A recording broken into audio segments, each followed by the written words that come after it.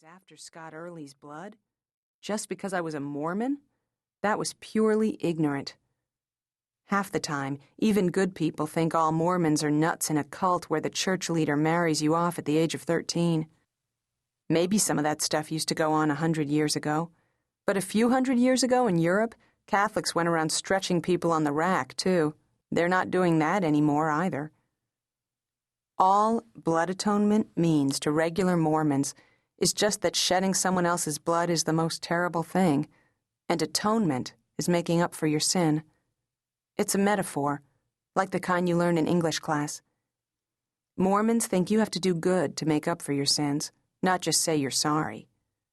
When I set off for California, I didn't think that Scott Early had atoned for his sins. But I didn't really know what I would do about that. I thought it would be revealed to me. I never thought about violence. What happened just because of the tiniest mistake. I had that to live with.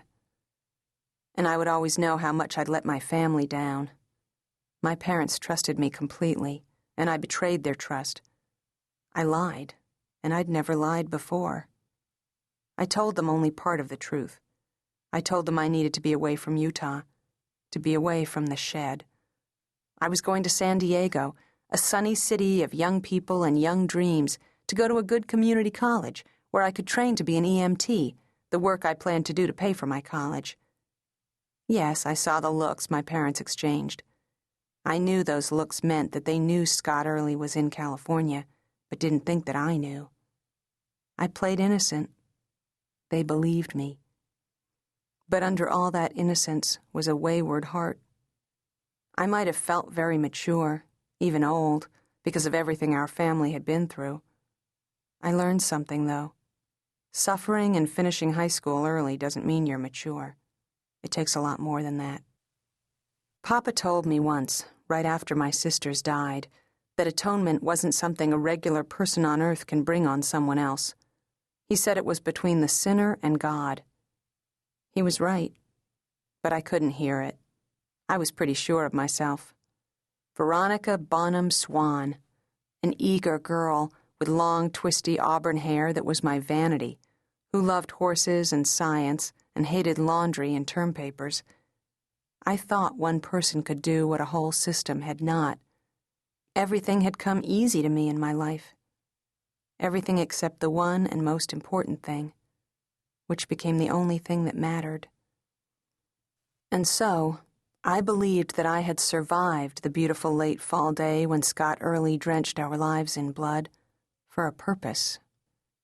I thought that if I didn't walk in the path of that purpose, when my time came to die, whether I lived to be 20 or 90, I would pass over, knowing that I'd failed Becky and Ruthie in the life hereafter as I'd failed them on earth, and I would not be able to face my baby sisters when they came running to me in heaven. Chapter 1.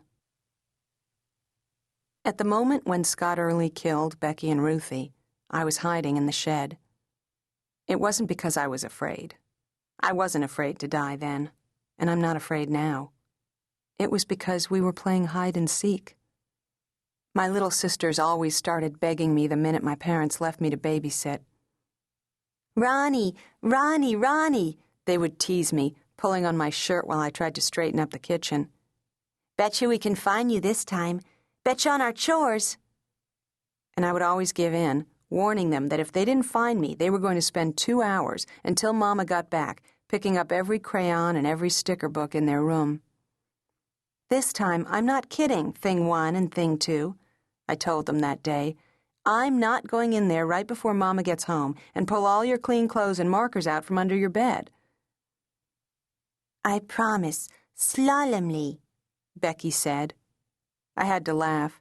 Her teeth were purple from the berries she'd eaten for breakfast. Becky was as thin and fast as a minnow in a creek and seemed to live practically on air.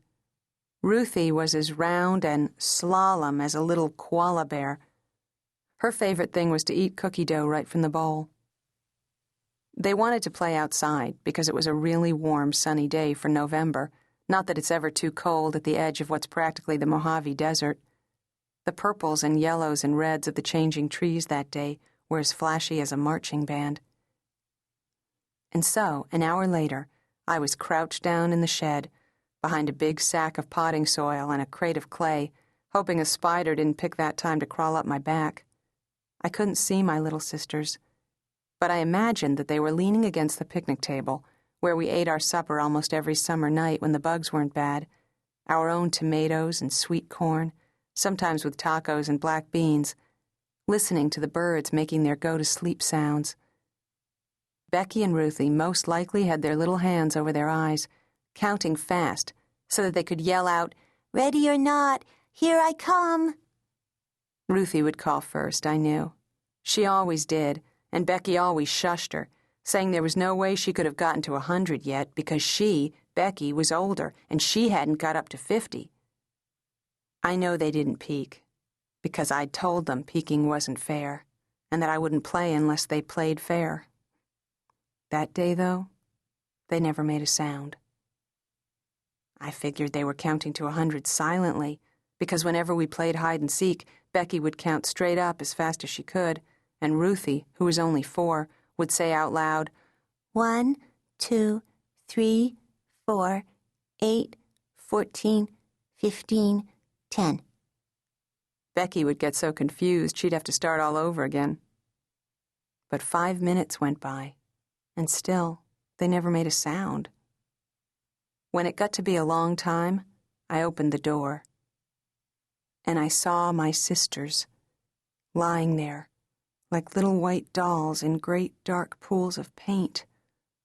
I saw Scott Early, a young man with short blonde hair, sitting on the picnic table, wearing only his boxers and a dirty t-shirt, sobbing as if they were his little sisters, as if a terrible monster had come along and done this, which was sort of what he did think, though I didn't know that then.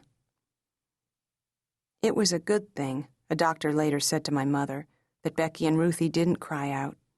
It meant that they died quickly. They barely felt a thing. They must never have heard Scott Early come walking barefoot across our lawn. The merciful Father shielded them from fear. Being cut across the carotid artery is a very quick way to die. I knew that, even then, from biology. But it's not over in an instant, and I prayed for months that Becky and Ruthie never had time to wonder why I wasn't there to help them.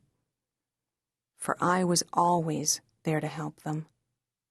Though I was only 12, almost 13, Mama could trust me to look after the little girls alone, even if she had to be out in the part of the shed that was her studio or at the galleries, as far away as St. George, for hours at a time. "You are as responsible as any mother, Ronnie," Mama told me quietly one night, after the time Becky's hand got burned. Becky had been impatient that morning for her cheesy eggs and reached up to see if they were finished while I was cooking. She burned her hand on the pan. Mama said I had presence of mind because I didn't start to cry or panic when Becky screamed. I didn't try to put butter on the burn, which my own grandma would have done, because that would have made it worse. From the first aid section of health class Mama taught me, I remembered that a burn had to be cooled down with water right away, or the heat inside would keep right on burning the skin, and the damage would go deeper. I put Becky's hand under the cold water tap for 5 minutes, and wrapped ice in a thick towel and taped it down around her hand. Then I ran, pulling Becky and Ruthie in the wooden wagon down to our nearest neighbor, Mrs. Emery, who drove us to Pine Mountains Clinic 10 miles away, between our house and Cedar City.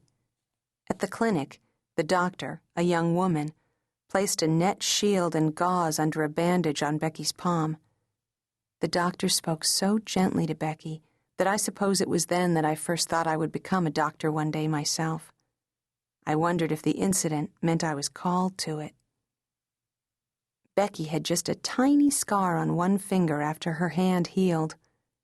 Our pediatrician, Dr. Pratt, said he wouldn't have done one thing different himself, except to drive her to a hospital. But there wasn't a real hospital within 50 miles of where we lived at the foot of a pine-covered ridge. Where we lived wasn't even really a town.